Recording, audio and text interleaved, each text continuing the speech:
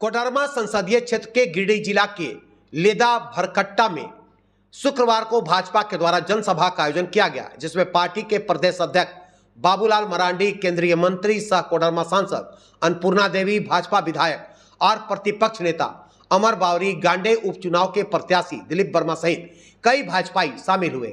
Helicopter से जनसभा में शामिल होने के लिए पहुंचे बाबूलाल मरांडी व प्रतिपक्ष नेता अमर बावरी का भाजपाइयों ने जोरदार ढंग से स्वागत किया। वहीं जनसभा को संबोधित करते हुए प्रदेश अध्यक्ष बाबूलाल मरांडी ने ईडी गठबंधन पर जमकर निशाना साधते हुए कहा कि अब देश सिर्फ मोदी को देखना चाहता है। कहा कि तीसरी बार मोदी सरकार आने के बाद जेल से बाहर घूम रहे हर एक भ्रष्टाचारी अंदर होगा, क्योंकि जनता ने मोदी सरकार पर भरोसा किया है। वहीं जनसभा को संबोधित करते हुए केंद्रीय मंत्री अन्नपूर्णा देवी ने ईडी गठबंधन पर तंज कसते हुए कहा कि गठबंधन के नेता दूसरे कार्यकाल से भी परेशान हो गए हैं, अभी तो तीसरा कार्यकाल बाकी है। कहा कि कोडरमा समेत राज्य के 14 लोकसभा और गांडे उपचुनाव में कमल खिलना तय है। विपक्ष पूरी ताकत भी लगा दे तो वो सफल होने वाला नहीं है। गिरिडीह से चंदन पांडे की रिपोर्ट। से हमें देश के प्रधानमंत्री नरेंद्र मोदी जी को कराना।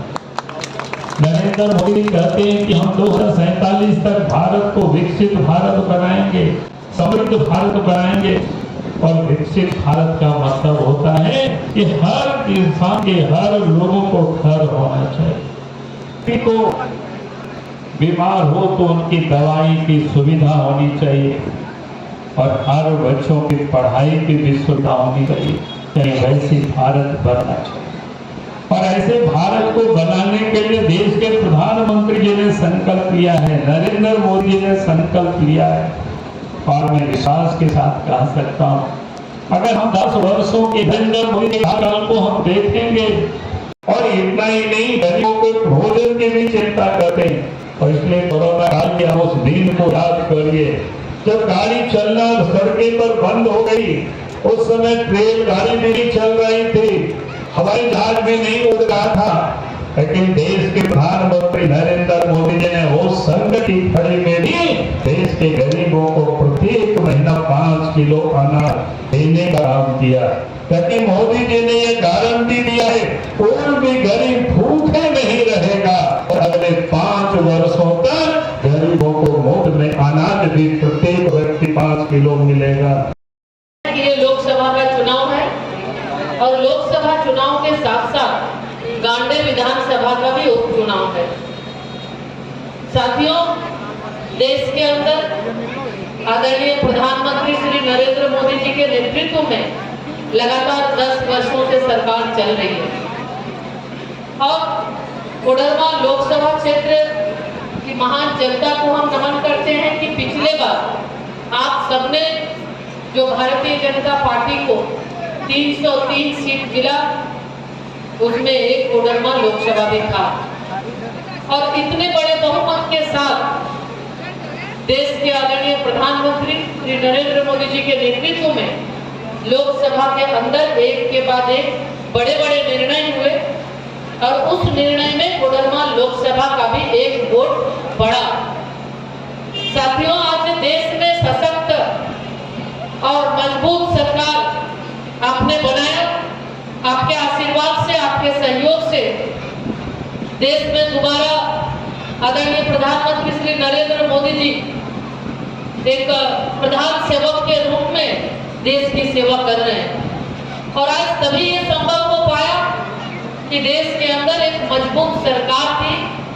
मजबूत सरकार बनी तब चाहे कश्मीर से धारा 370 हटाने की बात हो, 35A हटाने की बात हो, 3 तलाक की बात, जो मुस्लिम महिलाओं के लिए जो एक बहुत ही कलंक था, बहुत ही उनके लिए बहुत ही दुखद होता था। आज उसके साथ साथ देश के अंदर अलग अलग, चाहे नारी शक्ति वंदन अधिनियम की बात अगर हम करें, हमारी मातृशक्ति यहाँ पे उपस्थित है। आदरणीय प्रधानमंत्री जी ने 2014 से बेटी बचाओ बेटी पढ़ाओ का नारा दिया। सिर्फ नारा नहीं दिया बल्कि एक संकल्प था।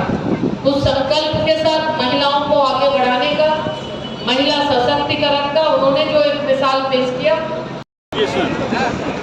में लगातार लगते रहे हैं, चाहे वो जमीन घोटाला का हो, चाहे वो माइंस घोटाला का हो। और उससे नीचे अगर चल जाए, आज जो हमारे युवा, हमारे जो देश के भविष्य, हमारे राज्य के भविष्य, इनके भविष्य के साथ खिलवाड़ जिस तरह से किया है, आपने देखा होगा कि अभी 4 वर्षों में एक भी वैकेंसी इन्होंने नहीं निकाला। और इसलिए वैकेंसी नहीं निकाला, हमें लगता है कि तब तक इनको सेटिंग नहीं हो पाया।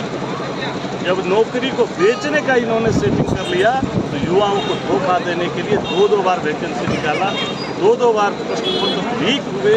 और जैसा कहा जाता है 20 लाख 25 लाख में इन्होंने नौकरी बेचने का काम किया है। और साथ ही साथ अगर ग्रामीण क्षेत्र में, शहरी क्षेत्रों की बात करें, तो आपको पता होगा आज ट्रैक्टर का मालिक किसान होता है। और कल तक जो ट्रैक्टर चालक होते थे वो कर्ज वर्ज लेकर के ट्रैक्टर लेकर चलाते। उन्हें शोषण करने के भी लिए नए नए तरीके हम सब ने, भारतीय जनता पार्टी ने मांग की, लगातार मांग किया कि भाई आप बालू का लीज कहीं निर्धारित कर दो। बालू का लीज इन्होंने करने का काम नहीं किया। इन्होंने बालू के लिए लीज अपने थानेदारों को दिया कि तुम ट्रैक्टर को पकड़ो, नगदी लो। 40 और 50 हज़ार गरीब किसान और मजदूर के बेटे ने अगर बालू उठाया हो अपना प्रधानमंत्री आवास बनाने के लिए, उन्होंने बालू उठाया था अपना घर बनाने के लिए, उन्हें 40 और 50 हज़ार रुपया दे करके छोड़ना पड़ा है। लीज उन्होंने इसलिए नहीं कराया कि लीज कराते तो सरकारी खजाने में पैसा जाती, और ये जो पैसा है डायरेक्ट ट्रांसफ़र मनी करने का ये आदत है।